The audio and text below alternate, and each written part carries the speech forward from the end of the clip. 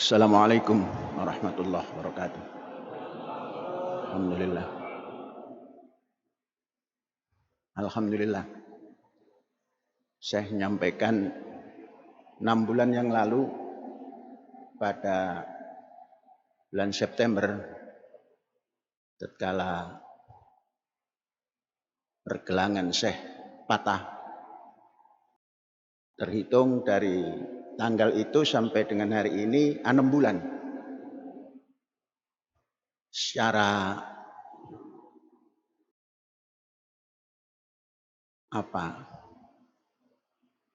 sudah kembali. Namun secara kekuatan belum bisa sujud dari i'tidal kemudian sujud belum bisa. Mengapa? Karena badan saya harus disangga dengan 2 tangan. Kalau 1 tangan saja nggak bisa sujud, nggak bisa i'tidal. Nah, maka tatkala i'tidal terus sujud, saya duduk. Kemudian setelah sujud bangkit ke i'tidal lagi, ke rakaat lanjut juga nggak bisa. Belum bisa nahan sebelah. Nah, mudah-mudahan ya nggak lama lah. Nanti rukuk sujud bersama-sama. Itu 1. Tinggal memulihkan kekuatan dan mengembalikan kemampuan tangan menggenggam. Sekarang belum menggenggam, menggunggum. Belum masih U. Bagus, alhamdulillah. Sudah tidak ada masalah. Hanya belum bisa sujud langsung dan bangun dari sujud kepada i'tidal langsung. It's no problem. Kita lanjutkan. Saudara-saudara, setahun yang lalu, bulan yang sama, tanggal tidak berapa beda, kita umumkan hari panen raya. Panen musim rendeng kalau bahasa Jawanya, musim penghujan kalau bahasa Indonesianya, di bulan 3. Tanggalnya dulu 15, sekarang tanggal 7 sudah mulai panen. Biasanya sampai penghujung bulan 3 ini. Dulu, tahun yang lalu kita tingkatkan target keamanan pangan dari sisi ketersediaannya. Kita tetapkan ketika itu kalau ingin aman pangan itu, ketersediaannya harus 150% dari yang akan dimakan atau yang akan dikonsum. Beras yang dikonsum untuk kampus saja di luar anggota koperasi itu 1.200 ton. Mungkin lebih, mungkin kurang, tapi acuan nasional itu 1.200 ton. Apa hitungannya? Itu 0,12 ton per tahun. Dikalikan jumlah konsumen yang harus dijaga pangannya, yaitu 10.000. Kampus ini pelajar, guru, eksponen, dan karyawan 10.000. Maka menjadilah 1.200 ton. Itu kalau dikonversi kepada gabah, itu kita kalikan atau dibagi, ya dikalikan persentase.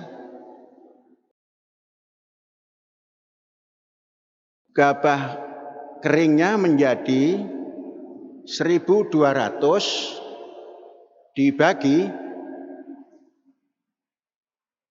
0,62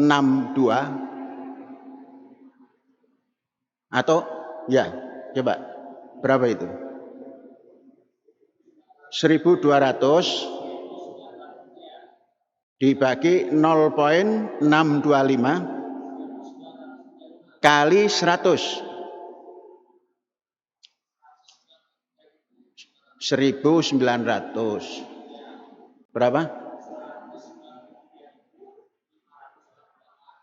1.900 sekian ton. Salah itu. Walaupun pakai IT salah. Ini enggak rasional. Artinya 1.900 sekian ton dibulatkan pada 2.000 ton. Kemudian cadangan 6 bulan. Maknanya kali 1,5 3.000 gabah kering giling. Maka kita akan bisa tenang, tidak ngantri.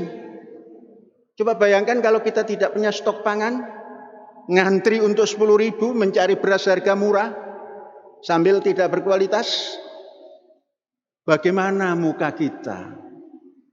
Maka alhamdulillah muka kita ya ada di wajah kita, karena kita bergerak mempersiapkan pangan. Bagaimana untuk mendapatkan 3.000 ton setahun? Nah, mari kita hitung sekarang. Pagi tadi saya kontrol daripada Istana Beras untuk mengetahui stok gabah kering giling sebelum atau tanpa dihitung hasil panen. Itu masih 840 ton. Itu setara dengan beras kali 62,5%.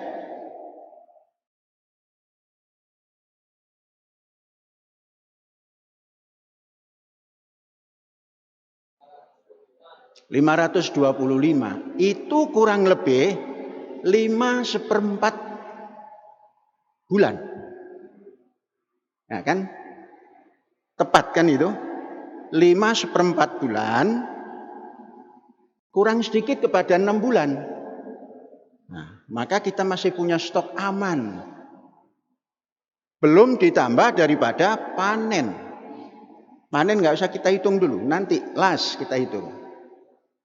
Tahun depan lagi. Mungkinkah kita panen yang sekarang ini bisa memenuhi 3.000 ton? Insya Allah mungkin. Kalau panen raya ini bisa mencapai kurang lebih 2.000, maka nanti ditambah shutdown atau gadu itu 50% stok daripada cadangan, maka akan 3.000. Ikut daripada perhitungan tahun ini. Kita bisa mencapai cadangan pangan kita 18 bulan terpenuhi, kurang sedikit saja. Tidak sampai kurang 1 bulan. Artinya kita punya persiapan cadangan itu 5 bulan 1 pekan. Andainya Indonesia itu bisa begini, tidak geger antri beras. Masa zaman dulu petani kok ngantri beras? Memalukan. Jangan pernah memalukan kita. Sebab apa? Ajaran Tuhan Yang Maha Esa, al-haya minal iman. Malu itu bukti percaya kepada Tuhan Yang Maha Esa. Kalau tidak punya malu, itu Tuhan Yang Maha Esa di atas. Gak ada artinya. Ngimpor terus, ngantri terus, mahal terus, rakyat ngantri terus. Di mana malu kepada Tuhan Yang Maha Esa? Dasar negara yang pertama. Orang dua isin. Apa bisa? Bisa. Kita saja bisa kok. Nah, inilah teori kerakyatan. Ekonomi kerakyatan yang kita jalankan dia begini ini. Kerakyatan yang dipimpin oleh hikmah kebijaksanaan dan terus bermusyawarah. Jangan ke bidang lain dulu. Bidang pangan diatur secara kerakyatan seperti ini. Apakah kita sendiri yang menggarap? Kerakyatan itu jangan hawak. Apa itu hawak itu? Bahasa Indonesia. Jangan serakah. Kalau sudah serakah, itu dari hulu ke hilir di tangan sendiri, monopoli. Rakyat diajak bersama-sama. Maka 120 petani yang kita ajak menggarap tanah kita, itu juga sejahtera. Kita tanya berapa harga beras di warung. Saya tidak pernah membeli beras. Dari mana? Dari koperasi. Loh, kalau nanti semua rakyat itu seperti itu, itulah ekonomi kerakyatan. Kenapa petani menggarap? Karena tidak punya lahan. Zaitun punya lahan, garap. Kuat berapa hektar? Kalau di sini biasanya bau. Kuat berapa bau? Orang di modal, Pak Syekh, gampang modal itu asal kamu bertanggung jawab. Jangan seperti yang di atas sana, kita bayar pajak, hasil pajaknya banyak yang ditilep. Untung kita ini masih sadar ketuhanan yang Maha Esa, ora oleh bohong. Bayar pajak terus, yang nilep terus, ya nanti tinggal merekes saja itu. Nah, itu kerakyatannya. Yang bertani kita beri kesempatan, punya hasil. Mengapa punya hasil? Karena dia mengerjakan. Kemudian bibit kita siapkan. Kemudian saprodi lainnya kita siapkan. Tanpa dipungut bunga. Ekonomi kerakyatan itu nggak pakai bunga. Pakai hasil bagi hasil.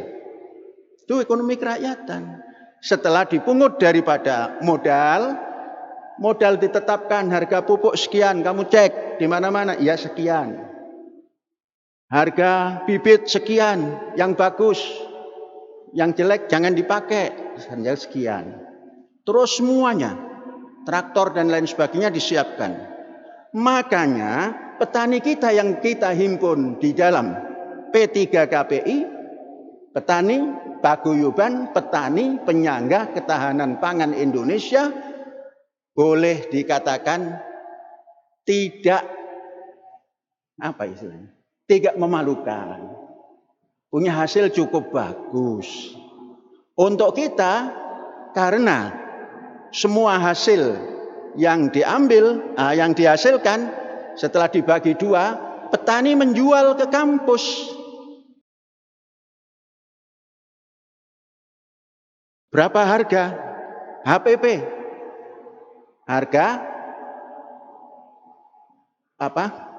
HPP itu harga dari pemerintah lah.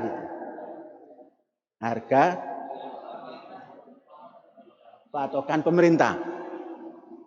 Kemarin dipatok 24.200. Kok seperti yang garap saja? Pemerintah kok bisa menetapkan harga? Nggak boleh. Dolar saja nggak ditetapkan. Hari ini 15.600, besok 16.000 juga nggak apa-apa. Mengapa beras petani dipatok? Dan Bulog nggak mau beli. Maka kita tidak matok. Padimu ini kadar airnya sekian. Sedangkan yang ditetapkan adalah 22 kering panen. Maka harganya sekian. Oke. Kita nggak tetapkan. Kualitas yang ditengok. Kekeringan yang ditengok. Kemudian ditanya menggunakan apa pupuknya. Ini. Itu cara kita dan berhasil dalam tanda petik. Artinya kita tidak ngantri beras, cari yang murah. Nah, berhasil kan? 1 tahun 5/4 bulan. Nah, maka kepada manajemen Istana Beras yang menggiling mulai sekarang tidak boleh menggiling panenan baru. Gabah yang digiling adalah gabah yang dalam silo yang kurang lebih 5 bulan itu habiskan dulu. Dan silo dikontrol ulang. Apakah masih bisa mempertahankan kualitas gabah? Jadi jangan diisi. Silo jangan diisi, habiskan dulu.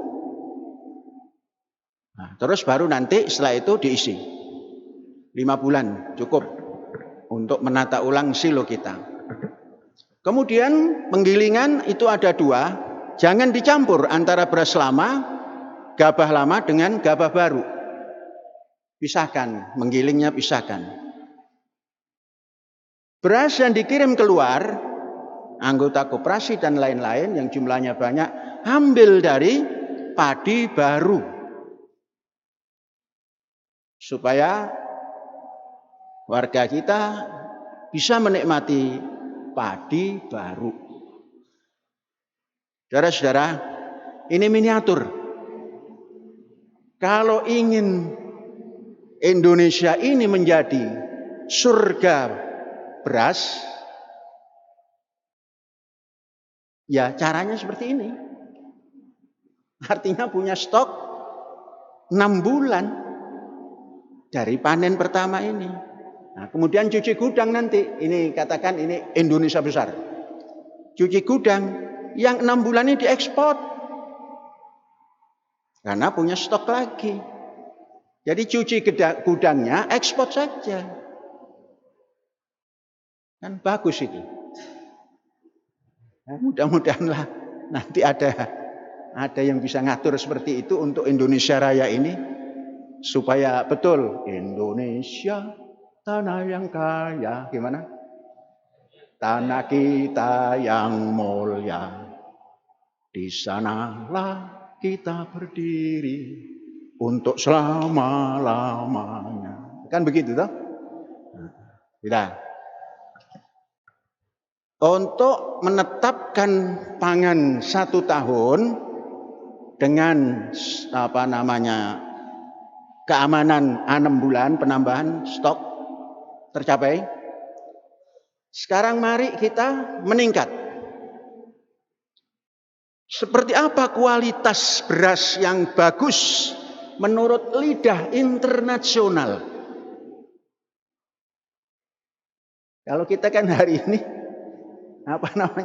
lidah ER64. Terus apa lagi? Ciherang, apalagi? Nah, mari kita masuk kepada lidah internasional, kepada karbohidrat yang namanya beras. Cara menengoknya gampang. Masuklah ke supermarket. Ya kalau mungkin di Indramayu nggak ada, ke Jakarta. Cari beras yang enak dan bagus untuk kesehatan. Orang menunjukkan Koshi Hikari. Nah, beras namanya Koshi Hikari. Alhamdulillah saya sudah mendapatkan itu dan terus dalam penelitian sekarang. Penelitian pertama dari 8 on menjadi 800 kilo. Kemudian sekarang menanam 5 hektar. Nanti dicari yang terbagus lagi, dikembangkan lagi. Nah, kita sudah punya stok beras internasional rasa dan harga itu 5 hektar. Bentar lagi panen. Last bulan ini panen. Nah, nanti kita kembangkan lagi. 5 hektar. Jangan-jangan nanti kita nanam beras yang bagus ini, Koshi Hikari ini, 150 hektar saja sudah bisa mencukupi kampus. Tapi kalau kampus ini dikasih beras Koshi Hikari, nanti makannya tambah gembul itu. Ya, untuk semua lah nanti. Dan kita terus meneliti. Sekarang kita buat petak penelitian 100 petak. Satu petaknya 6 kali 4. Ini untuk mengembangkan. Koshi Hikari itu beras yang tipe jenis Japonica ini, yang beras bulat. Itu pulen tapi tidak ketan. Dan mengkilap tapi tidak ketan.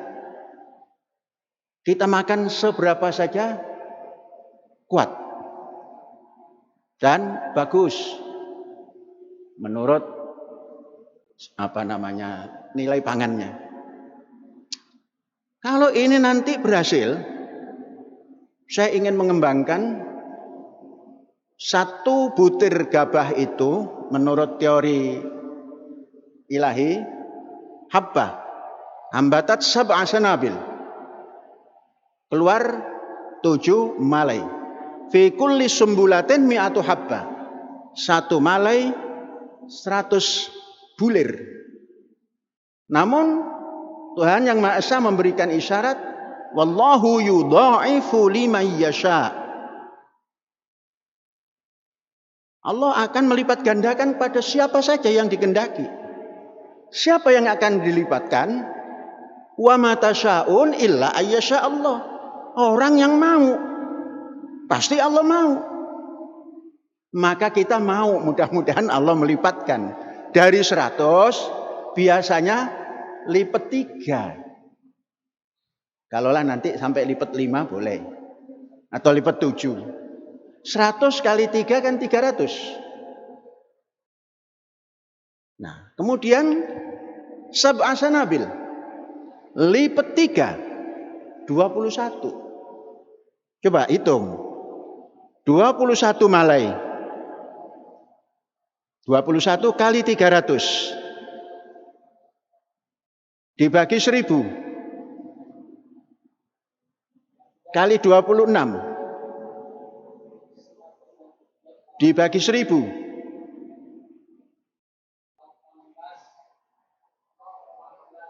0,16, artinya 160 gram. Berapa 1 hektar? Ambil sisi setengah meter, setengah meter, setengah meter, setengah meter. 99 dibagi 0,3 berapa? Kali 99 dibagi 0,3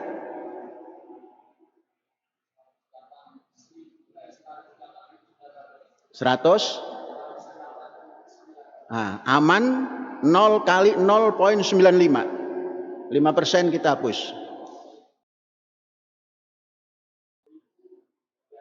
100. Bukan, ikuti perintah dulu, jangan nyimpulkan dulu. Berapa tadi?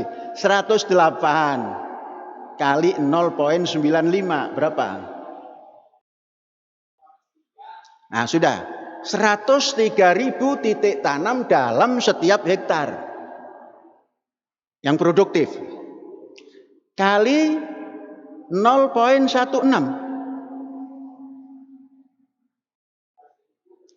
berapa? Nah, 11.000. Itu wallahu yudha'ifu liman yasha. Kita mau kan? Dengan penelitian tentunya. Fal yanzuril insan ila ta'ami. Telitilah bahan panganmu. Perintahin. Wa ma tasyaun illa ayyasha Allah. Berapa kali lipat tadi itu? Menjadi beras berapa? Kali 0,625.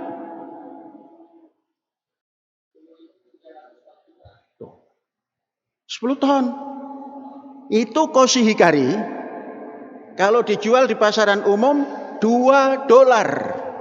Itu dijual di Cirebon, Jakarta, malah kadang-kadang lebih 50.000 1 kilo.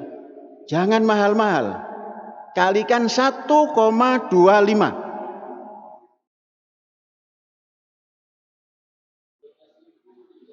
Kali 15.600. Nah, itu harganya. Mengapa kita tidak tempuh? Biayanya 1 hektar kalau biasa itu katakan 15 sampai 20 ribu, kita lipatkan. Pupuknya jangan pupuk yang anorganik ansih. Maka ada pupuk yang bisa mendukung itu yang organik. Kita pelihara lembu, kita pelihara bebek. Jangan kita saja yang makan telur, padi dikasih telur. Nanti padinya lebih lezat daripada yang lezat. Nah ini saudara-saudara, mempertahankan pangan Indonesia itu ya mbok seperti ini. Ben orang ngisin ke. Membuat wirang. Nang Indonesia kok ngantri beras iki lho ya apa iku? Kayak zaman pengen wae rek gitu. Dulu saya tahun 55 melihat orang kampung ngantri beras. Tapi tidak dari toko, dari koperasi, masih pantas. Ini dari toko. Isin. Al-haya minal iman, al-haya minal iman. Isin, Indonesia malu. Menteri Pertanian ikuti loh gaya pertanian di Az-Zaitun.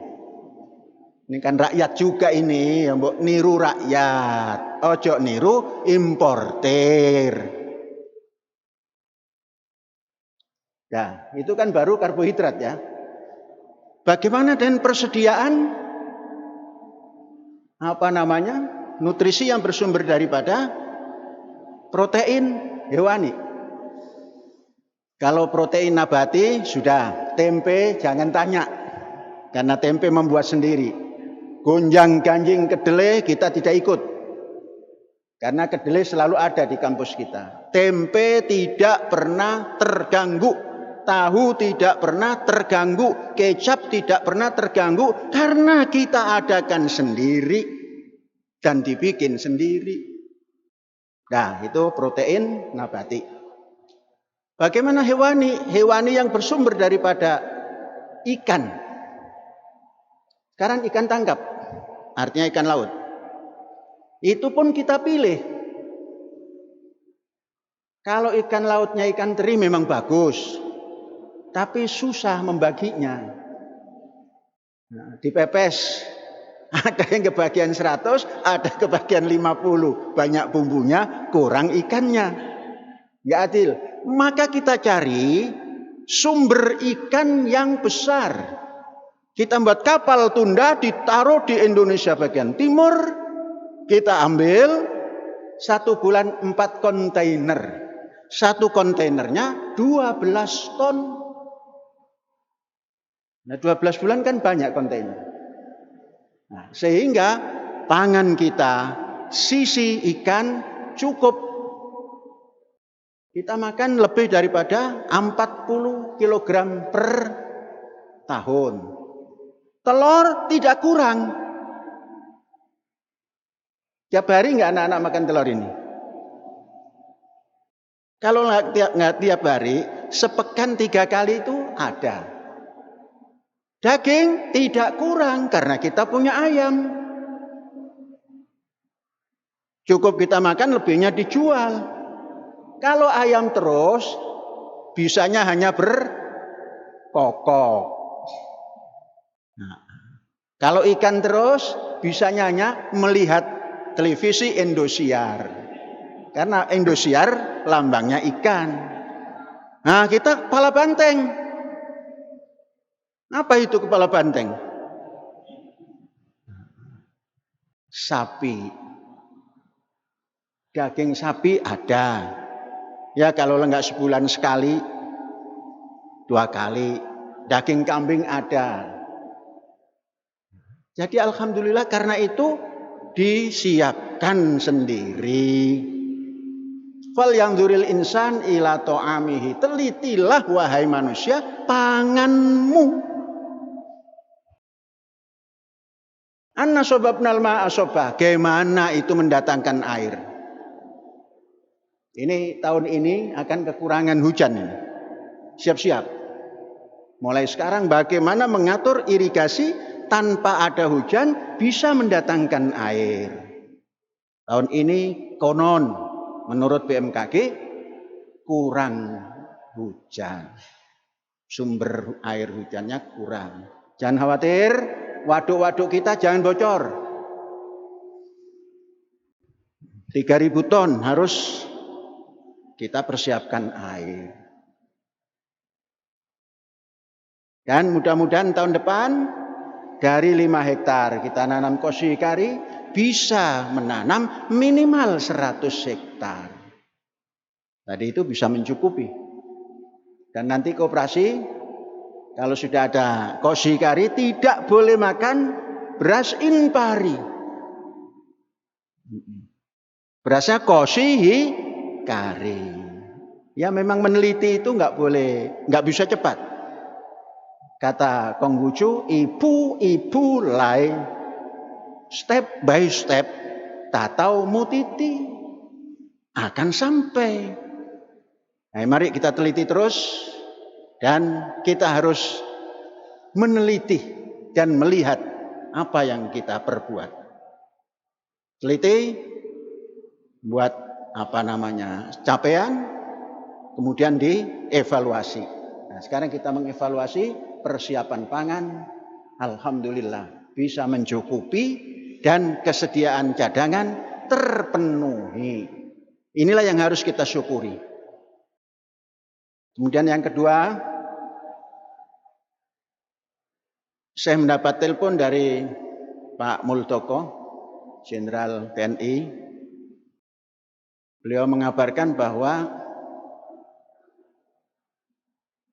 istri beliau sakit dan dirawat di RSPAD Gatot Subroto.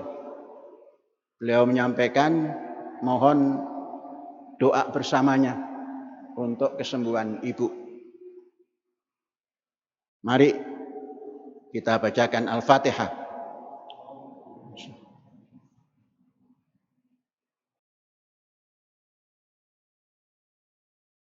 Amin. Mudah-mudahan Allah, Tuhan yang Maha Esa, memberikan kesembuhan untuk beliau.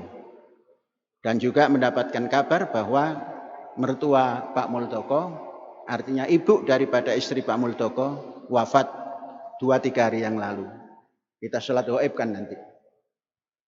Hadza wallahu yar'ana wa yahfazuna walhamdulillahirabbil alamin. Merdeka!